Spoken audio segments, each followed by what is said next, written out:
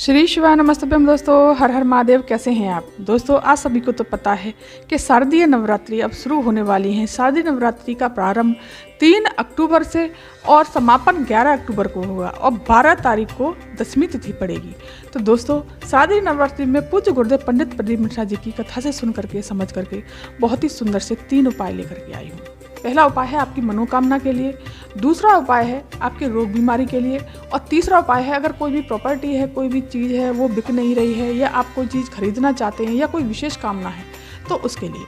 दोस्तों, पहला उपाय पूज्य गुरुदेव ने कहा है कि आपकी कोई कैसी भी विशेष मनोकामना हो और वो काफ़ी समय से आप प्रयास कर रहे हैं, वो पूरी नहीं हो रही है, सारे व्रत कर लिए, अनुष्ठान कर लिए, सारे उपाय कर लिए, तो इन शारदीय नवरात्रियों में आपको ये उपाय जरूर करना चाहिए क्योंकि ये शारदीय नवरात्रि विशेष ही खास महत्व रखती हैं। माता रानी और भोलेनाथ दोनों ही आपके परिवार पर कृपा बनाते हैं और आपकी मनोकामना को पूरा करते हैं। ये उपाय 9 पुष्पों का उपाय है। पूज्य गुरुदेव ने कहा है कि आपको सिर्फ 9 पुष्प लेने हैं। 9 पुष्प लेकर के आपको क्या करना है कि आपको कैसे भी 9 पुष्प मिल जाएं, सफ़ेद मिल जाएं, पीले मिल जाएं, लाल मिल जाएं, गुलाबी मिल जाएं, कोई से भी कैसे भी आपको 9 पुष्प ले लेने हैं जो भगवान भोलेनाथ को समर्पित होते हैं, सिर्फ वही लेने हैं। और 9 पुष्प लेने हैं। एक लेना है आपको दीपक। दीपक कैसा लेना है? गोल बाती का दीपक ले लेना है और गाय का घी उस दीपक में आपको डालना है। और एक ले लेना है आपको जल का पात्र जिसमें आपको जल भरना है आपको अपनी रसोई से।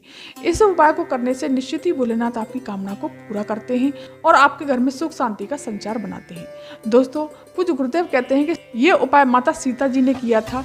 माता सीता जी ने भोलेनाथ पर प्रतिदिन 9 पुष्प चढ़ाए थे और उन्हें भगवान राम प्राप्त हो गए थे। इसी प्रकार से भगवान विष्णु ने भी भगवान भोलेनाथ पर पुष्प समर्पित किए थे और उनको चक्र प्रदान किया था भोलेनाथ ने।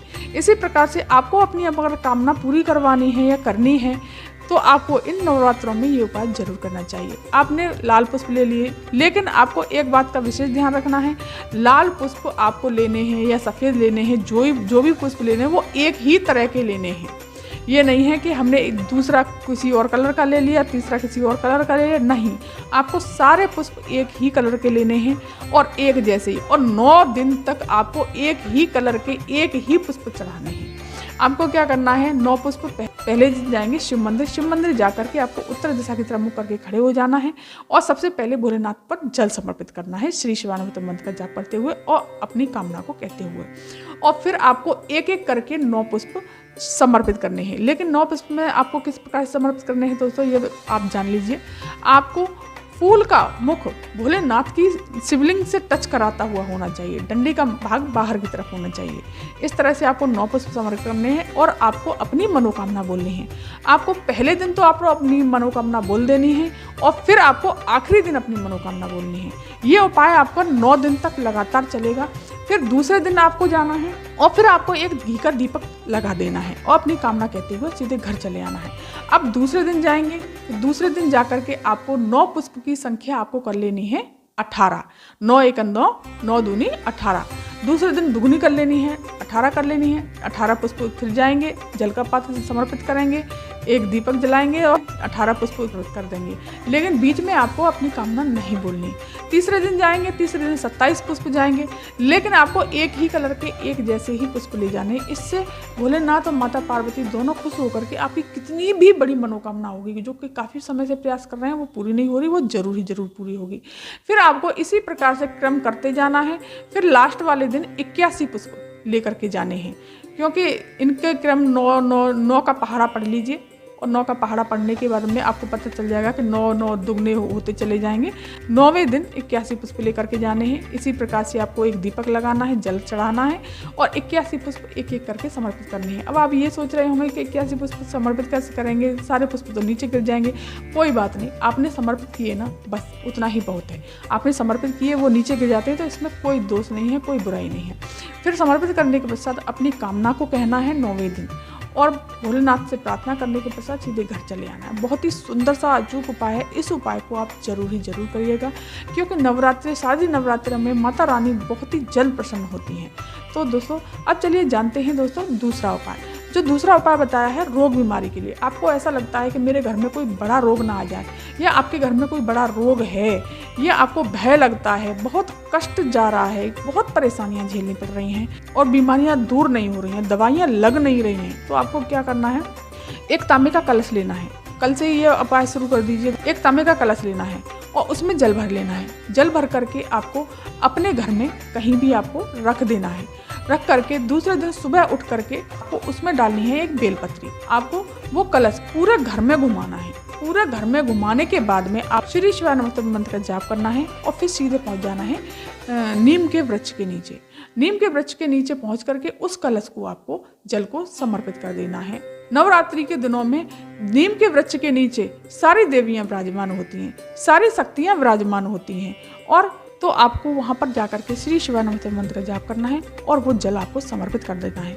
ये 9 दिन तक लगातार ये उपाय कीजिए। कैसी भी रोग बीमारी होगी वो दूर हो जाएगी। आपको अगर कोई भय लगता है, किसी भी प्रकार का भय हो, बहुत सारे भय होते हैं जो कि हम ये सोचते हैं कि अरे ऐसे ही लग रहा होगा, तो वो भी सब दूर हो जाएंगे। सारी रोग व्याधा, भूत व्याधा सब दूर हो जाएगी।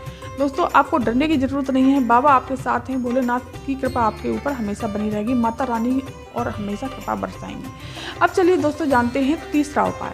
तीसरा उपाय है, पूज्य गुरुदेव कहते हैं कि अगर कोई भी आपकी कामना है या फिर आपकी कोई चीज़ खरीदना चाहते हैं, कोई प्रॉपर्टी है, कोई चीज़ है जो आपको ऐसा लगता है कि मुझे ये चीज़ चाहिए और मुझे ये चीज़ खरीदनी है, लेकिन आप काफ़ी समय हो गया प्रयास करते, वो चीज़ आप खरीद नहीं पा रहे, या किसी भी चीज़ को आप बेचना चाहते हैं और उस चीज़ के लिए भी आपको बहुत प्रयास हो गया करते करते और वो चीज़ बिक नहीं रही है। सारे उपाय कर लिए, सारी जतन लगा लिए, सब लोगों से कह के देख लिया, ना तो वो चीज़ बिक रही है और कोई चीज़ खरीदना चाहते हैं तो वो खरीद भी नहीं पा रहे हैं। तो आपको इन नवरात्रों के दिनों में आपको सिर्फ एक उपाय करना है। पूज्य गुरुदेव कहते हैं कि आपको 9 दिन तक लगातार आपको क्या करना है कि कलश की स्थापना, पहले तो आपको कलश की स्थापना कर देनी है। पहले दिन ही आपको कलश की स्थापना करनी है। कलश की स्थापना करने के बाद में आपको प्रतिदिन एक कन्या को अपने घर पर बुलाना है। कोई भी कन्या हो, मतलब 13 साल से छोटी हो, और उस कन्या को आपको अपने घर पर बुलाना है। उसको प्रतिदिन उसको भोजन कराना है। भोजन कराने के पश्चात उसको लाल वस्त्र जरूर दान में दें। अगर उसके कपड़े दे सकते हैं तो कपड़े दें, और अगर उसको चुंदरी उड़ाना चाहते हैं तो चुंदरी जरूर उड़ाएं। चुंदरी उड़ा करके उसके पैर छू करके, महावर लगा करके, बिंदी लगा करके, और उसको प्रणाम करने के पश्चात, उसको दान दक्षिणा देने के पश्चात उसको उसके घर विदा कर दें। डेली आपको 9 दिन तक ये उपाय करना है। निश्चित ही 9 दिन के बाद में 10वें दिन देखना, या तो आपके ऐसे रास्ते खुलेंगे कि या तो आप चीज़ कोई खरीदना चाहते हैं तो वो खरीद लेंगे, और या फिर आप कोई चीज़ बेचना चाहते हैं तो वो बिक जाएगी। दोस्तों, बहुत ही सुंदर सा अचूक उपाय है। इन उपायों को आप इन शारदीय नवरात्रियों में जरूर करिएगा, क्योंकि नवरात्रि साल में 2 बार आती हैं। वैसे तो साल में 4 बार पड़ती हैं, लेकिन ये शारदीय नवरात्रि की बात ही अलग है। आपको कोई भी नवरात्रि आपको चूकनी नहीं चाहिए, क्योंकि माता रानी की कृपा आप पर विशेष होती है, और नवरात्रि के दिनों में माता रानी पतिलोक पर निवास करती हैं, और भोलेनाथ भी आपके ऊपर कृपा बनी रहती है। तो दोस्तों, बहुत ही सुंदर सी जानकारी और बहुत ही सुंदर सा उपाय है। इस उपाय को जरूर करिएगा। दोस्तों, ये थी जानकारी आज की। अगर मेरे YouTube चैनल पर आप नए आए हैं और मेरी आवाज़ को पहली बार सुन रहे हैं तो मेरे चैनल को सब्सक्राइब कर दीजिएगा और वीडियो को लाइक कर दीजिएगा, और कमेंट में श्री शिवाय नमः या हर हर महादेव जरूर लिखिएगा। धन्यवाद।